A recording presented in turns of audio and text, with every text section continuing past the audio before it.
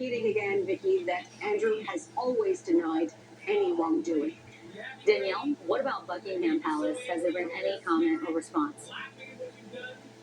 No, no comment, and nor should we expect any going forward when it comes to Prince Andrew. Remember, the former Prince Andrew, that is. He's lost his titles. He's no longer a prince. But the king did say back when he was arrested, when his brother was arrested back in February, he said the law must take its course. You know, by all accounts, the King's trip just a few weeks ago was a resounding success in the United States. And the royal family has tried to turn the page on this saga, but every time the former Prince Andrew is in the news, it is bad news for the royal family. Danielle Mansion, we appreciate it. Thank you. Meanwhile, local officials across the country are calling on parents to help them tackle a troubling trend among teens. It's called teen takeovers. This is when massive groups of teenagers gather in one place, which sometimes leads to violence. NBC News correspondent Shaquille Brewster is tracking this trend for us. So, Shaq, you actually talked with a lot of folks there in the community who are trying to help out ahead of this holiday weekend, kids getting 3 days off. What are they telling you? Well, these are events that usually almost always, I should say, start on social media. It starts with a social media post, but before you know it, you have hundreds, even thousands of young people gathered in a public location, a park, a beach, sometimes residential neighborhoods. And it's what they often turn into that has many of these local leaders now pleading with parents to step up. A race to prevent a holiday weekend full of scenes like this. In Chicago, a line of teens trampling over neighborhood numbered. We heard a loud, thunderous noise. It was the children running in large groups. And in Washington, D.C., this group brawling inside a Chipotle. It's a dangerous trend of so-called teen takeovers that's been expanding nationwide. They're organized on social media. Yeah, Lance, what do you want? Oh, sorry.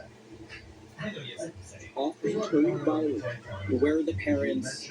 What is causing this to happen? Like in Detroit last weekend, when a 14-year-old was shot in the chest. We will not tolerate violence. We will not tolerate for parental responsibility enforcement in our curfew. Ahead of Memorial Day weekend, law enforcement cracking down. The U.S. Attorney for D.C., Jeanine Pirro, warning that federal prosecutors will begin charging parents. Parents, you are not a bystander. It's crisis. While cities like Chicago, where a 14-year-old boy was shot and killed during a teen takeover last year, face calls. And then we've got I wholeheartedly agree. This weekend, Chicago police canceling days off for officers. they should breathe, Everyone believes that this effort is solely the responsibility of government, but they're mistaken.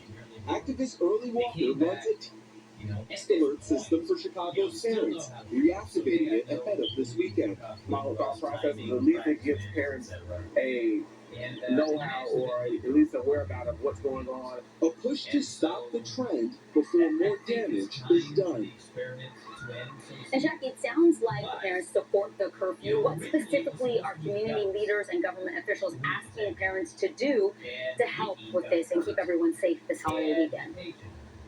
Well, Vicky, when you talk to these folks, the big thing is knowing where your kids are. You know, there's that ad that people reference all the time where they say it's 10 p.m. Do you know where your children are at the beginning of that 10 o'clock news? Well, people are saying that is what you need to bring back and reintroduce.